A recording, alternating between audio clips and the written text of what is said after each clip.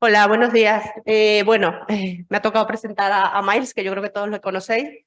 Es nuestro residente de segundo año y bueno, hoy nos va a hablar un poco de este tema que yo creo que es un motivo de asistencia a urgencia bastante frecuente y que todos nos hemos enfrentado alguna vez, ya sea en urgencia o en las guardias, a una hemorragia digestiva. Entonces, bueno, nos parecía importante pues repasar este tema y actualizar un poco el manejo de esta patología, ¿vale?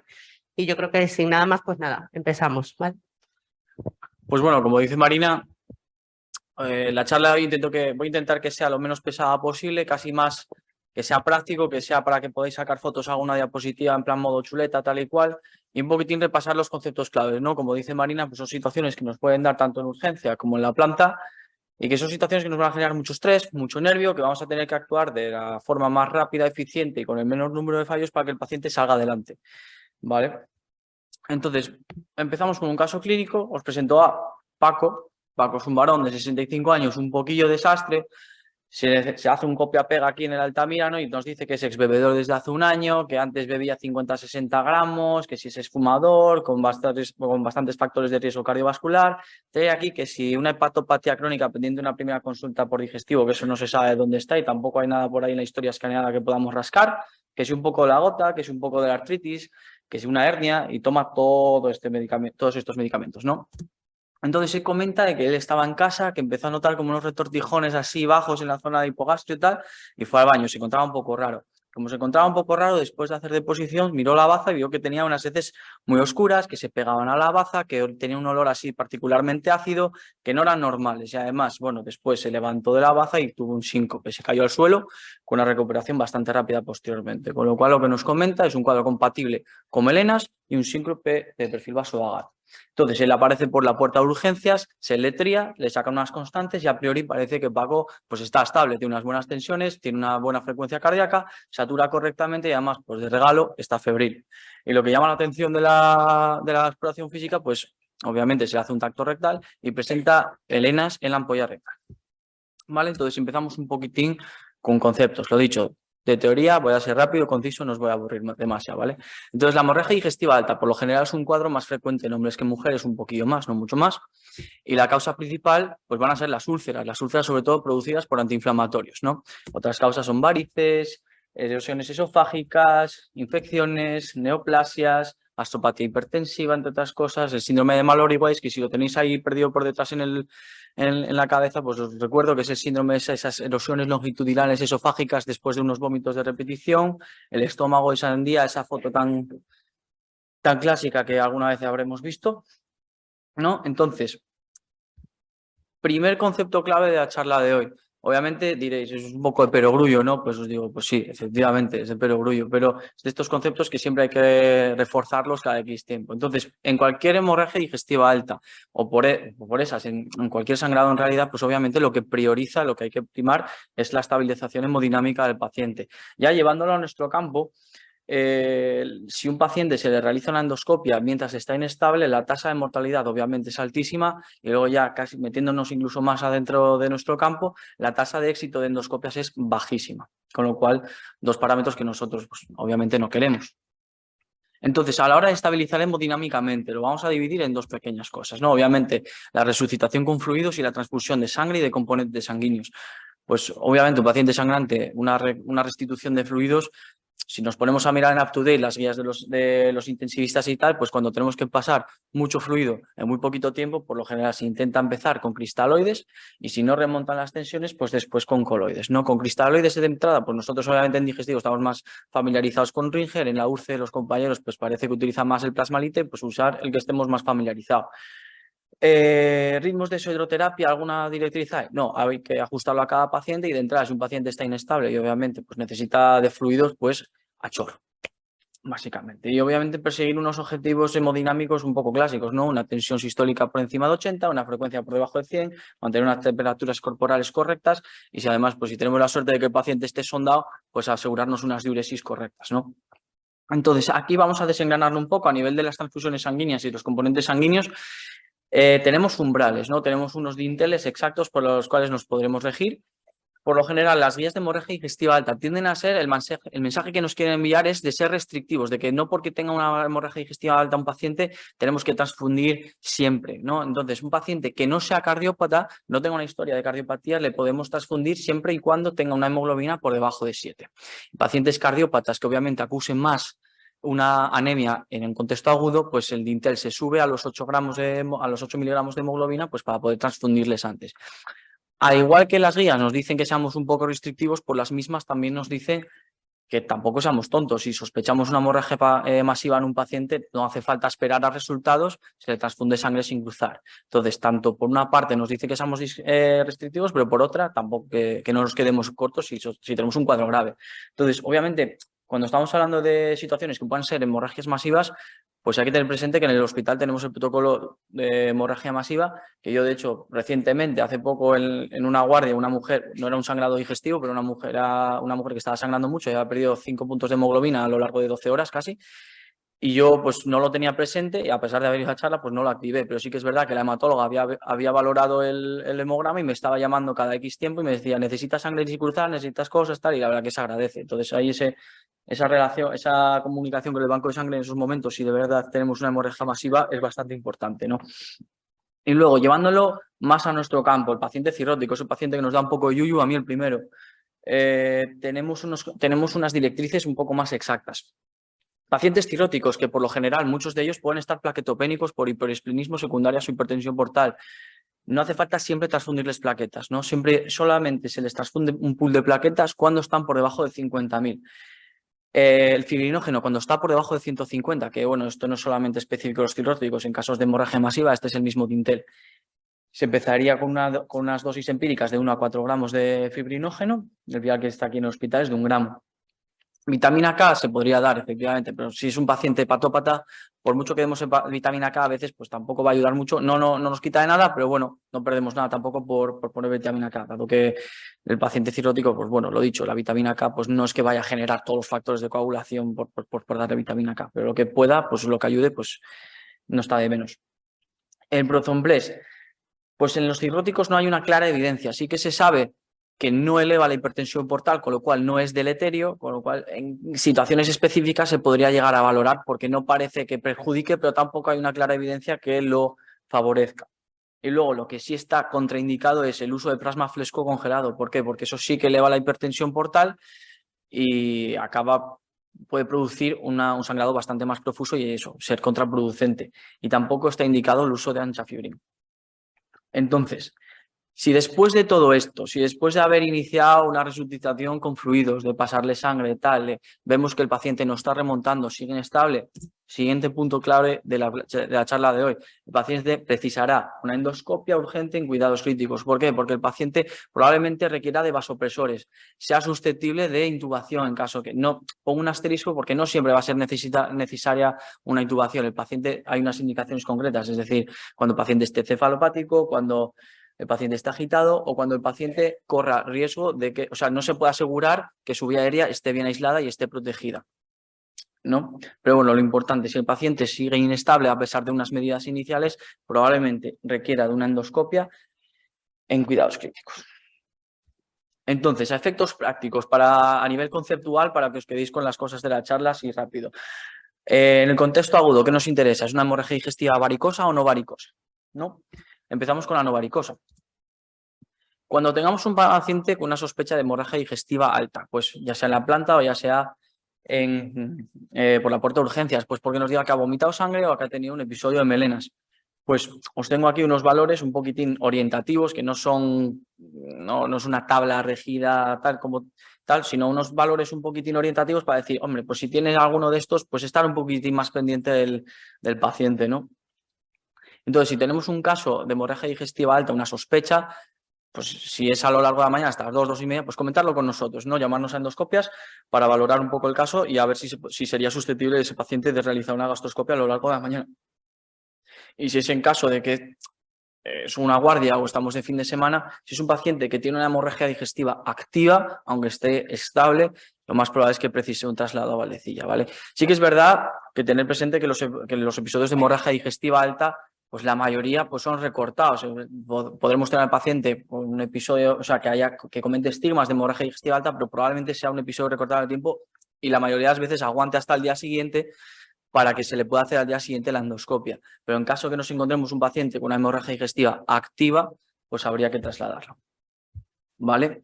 Entonces, el manejo, pilares del manejo, obviamente, lo que os comentaba antes, los fluidos y los componentes sanguíneos. Una cosa que no parece, o sea, que recogen bastante claro las guías y que gusta mucho a nosotros es el tema de los procinéticos, es decir, el uso de eritromicina. Eritromicina, una dosis de 250 miligramos. Aquí en el hospital la dosis, el vial es de 1 gramo y hay que, bueno, os tengo aquí puesto cómo hay que prepararlo, porque no vale diluirlo 1 miligramo en 1 mililitro, que sea en 1 miligramo en 2 mililitros. Entonces, bueno, en resumidas cuentas. No os explico más, lo tenéis ahí si queréis, le sacáis una fotillo. En caso de pacientes que sean alérgicos, pues se podría utilizar perfectamente Primperan.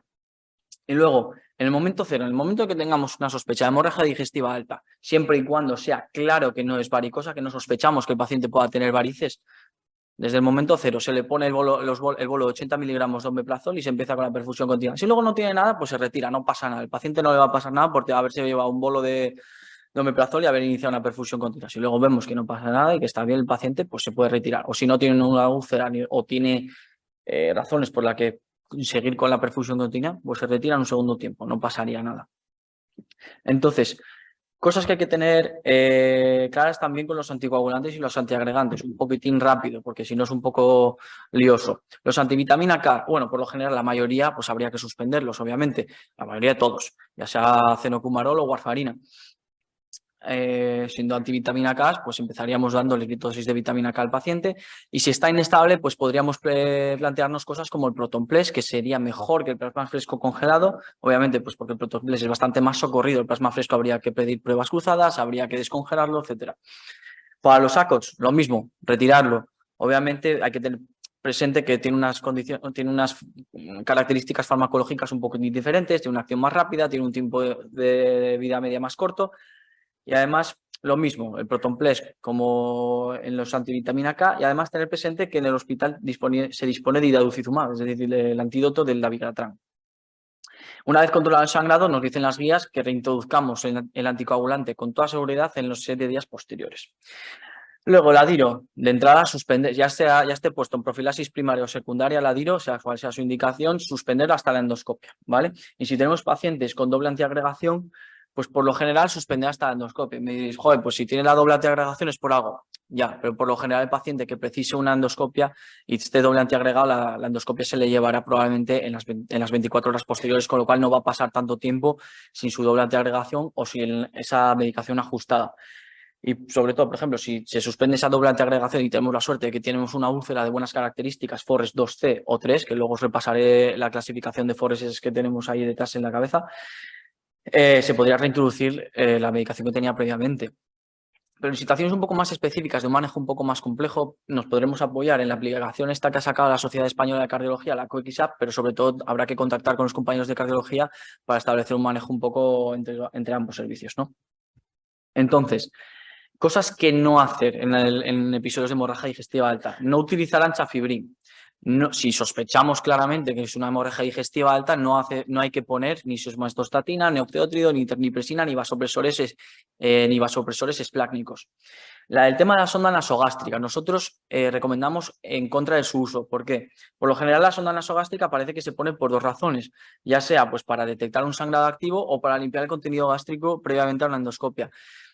En el primero de los casos, para detectar un sangrado activo, se sabe, hay evidencia que nos indica que porque tú pongas una sonda nasogástrica y hay un sangrado activo, si ves un sangrado activo, pues vale, pues tienes sangrado activo. Pero si tú no ves sangrado activo, no quiere decir que en realidad no haya sangrado dentro del estómago o del duodeno, o sea, en las vías altas digestivas, ¿no? Y luego, en cuanto a limpiar, lavar el contenido gástrico previo a la endoscopia, pues lo que os he presentado previamente. Hay procinéticos que son igual de eficaces y no hace falta someter al paciente a la introducción de la sonda nasogástrica. Además, a veces también se tiende a poner, porque si el paciente presenta náuseas o vómitos, pues poner la sonda nasogástrica a lo mejor eso es alivia. Pacientes que tengan náuseas o vómitos secundarios a hemorragia digestiva alta los van a seguir teniendo a pesar de tener la sonda porque la sangre les va a irritar y es lo que les va a generar el vómito.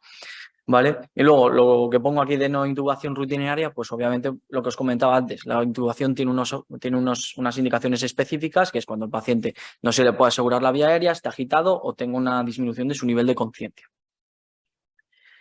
Entonces, por lo general, la endoscopia en hemorragias digestivas altas se pretende que se haga en las primeras 24 horas posteriores al inicio del episodio, siempre y cuando se pueda asegurar una estabilidad hemodinámica. Lo que os digo, no se puede, no porque tú tengas un paciente que ya tenga una hemorragia digestiva y ya esté inestable, hay que hacerle corriendo la endoscopia, lo que os decía previamente, ¿no?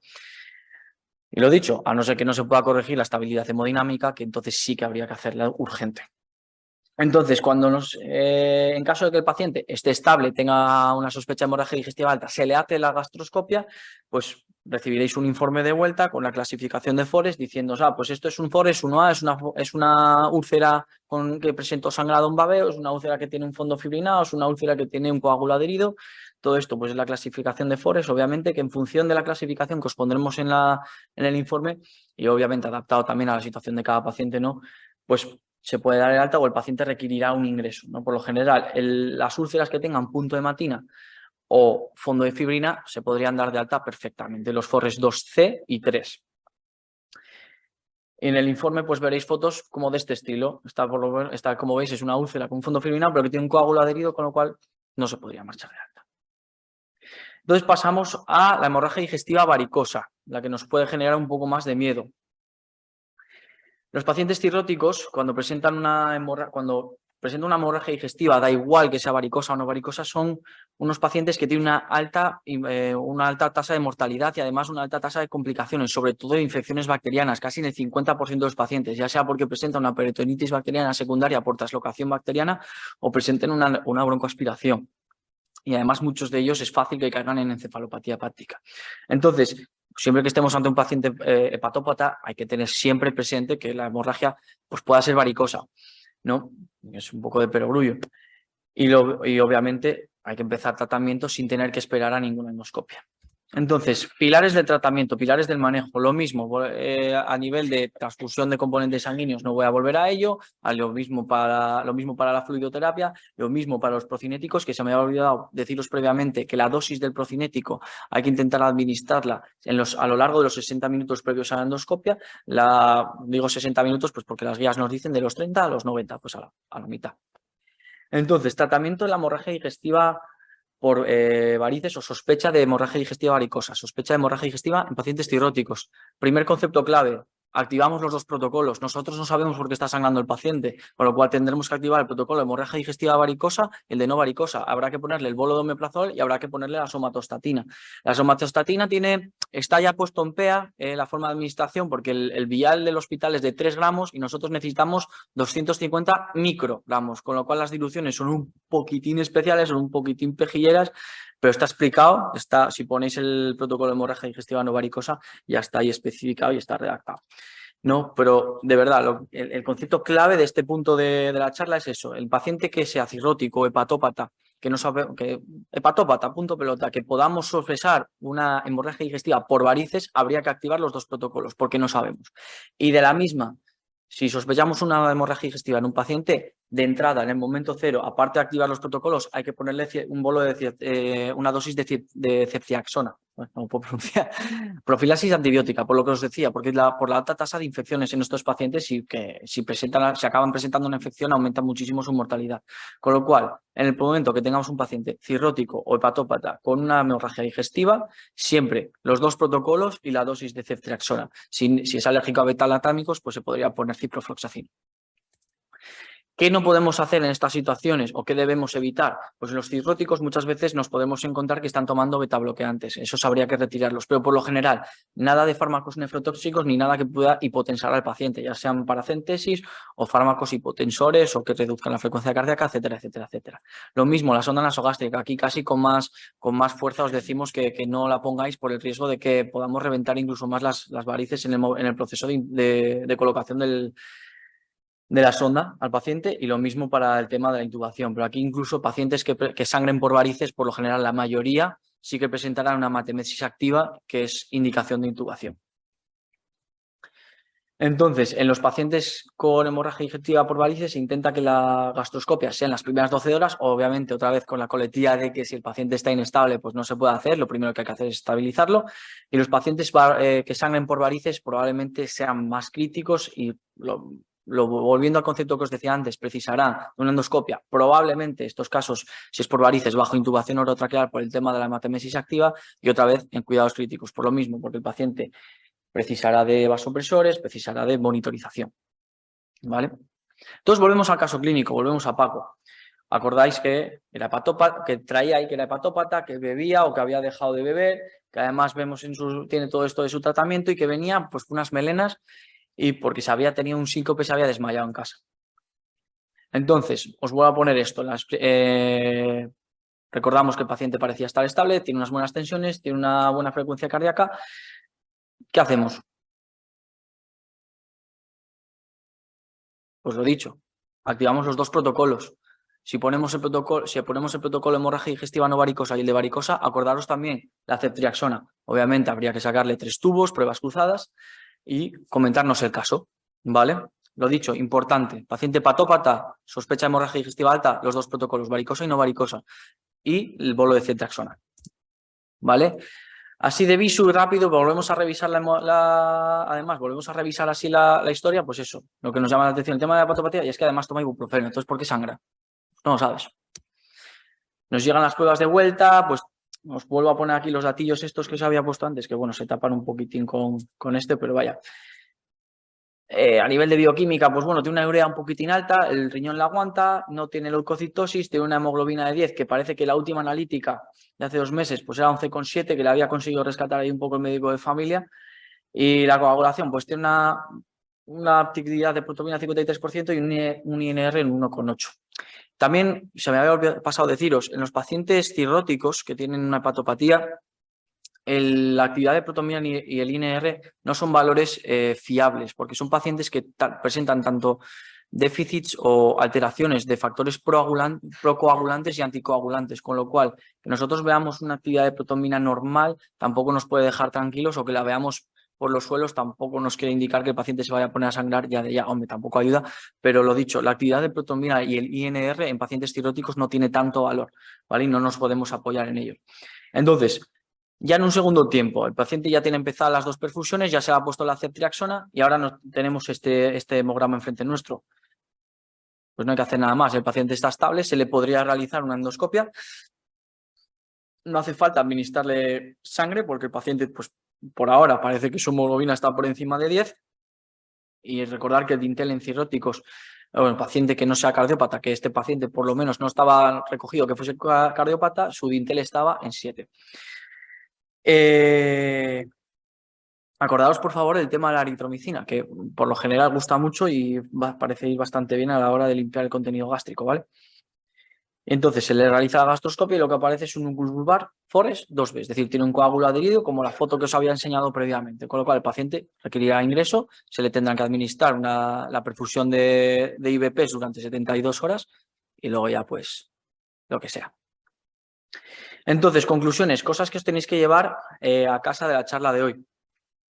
Primordial, idea principal de toda la charla, la estabilización hemodinámica. La llamada que pueda ser, no es lo mismo la llamada que nos pueda venir de la planta de hola, mira, sí, te llamo de la 2A, tal, tengo un paciente, pues nada, está bien, tiene constantes estables y tal, pero es que dice que ha ido al baño y que ya ha tenido las heces un poco negras. Ya no las hemos visto porque ha tirado a la cisterna, pero bueno, pueden ser compatibles con melena. Ah, bueno, pues calma, vamos a valorar y qué pasa. Pero también la llamada puede ser, mira, es que te llamo de la 2A, nos ha avisado el compañero de la habitación porque es que está el compañero en el suelo y está blanco, le hemos puesto en la cama, está frío, no conseguía captar el tensiómetro, además le hemos quitado el pañal está lleno de melenas, tal, por favor ven a valorarlo. Entonces nuestra respuesta tiene que ser, vale, pues entonces, bueno, además esta llamada puede ir acompañada muchas veces de, no, es que el paciente además no sale por ningún lado que no sea reanimable, entonces es el momento de hacer cosas. La respuesta tiene que ser automáticamente, pues necesitamos 2 vías de grueso calibre y le pasamos una bolsa de Rige por cada vía, automáticamente. Con lo cual, estabilización hemodinámica al paciente.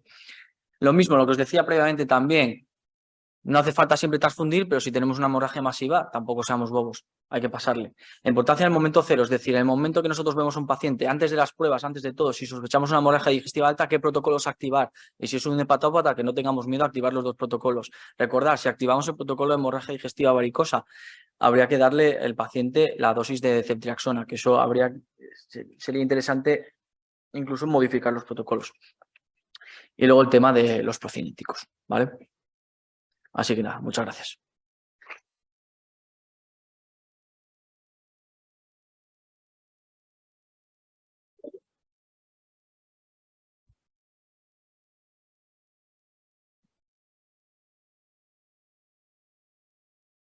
Bueno, no sé si tenéis alguna pregunta, alguna duda, algo que aportar, alguna experiencia que contar de las guardias con respecto a esta situación. Parece que no, que lo has hecho bastante bien, no sé.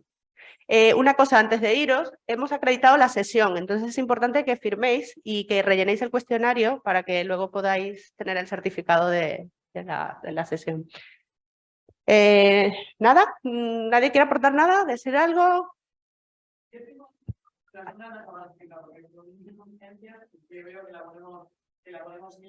Sí. Bueno, yo creo que Mais lo explicó bastante bien, no sé si quieres decir algo más. Yo, la experiencia que tengo, yo creo que esto va un poco también, es algo muy... Sí que se me olvidó decir que sí que hay una indicación de colocar la sonda, pero no es por hemorragia digestiva alta. Pacientes que tengan una hemorragia digestiva baja, que sea sangre fresca y que sospeche que el paciente por lo general esté inestable y que sospechemos que el sangrado pueda venir de arriba, entonces sí que estaría indicado colocarla, pero en el resto de situaciones no. Y eso es lo que yo te decía, y las guías realmente recomiendan no colocar sonda nasogástrica. Si el paciente está sangrando activamente, pues hará una hematemesis o tendrá melenas y lo verás y ya está. Y lo que te quería decir, que yo creo que es algo que se va arrastrando desde hace mucho tiempo, porque previamente, pues sí, a lo mejor las guías hablaban de sonda nasogástrica, pero yo, por ejemplo, desde que he hecho la residencia, siempre he oído que no se coloca la sonda nasogástrica. A ver, yo tengo 8 años de adjunta y en principio, pues yo ya aprendí a que la sonda nasogástrica no se colocaba, pero ya te digo que yo creo que es algo que se ha ido arrastrando de tiempos atrás ahora y en teoría no es necesario colocar la sonda.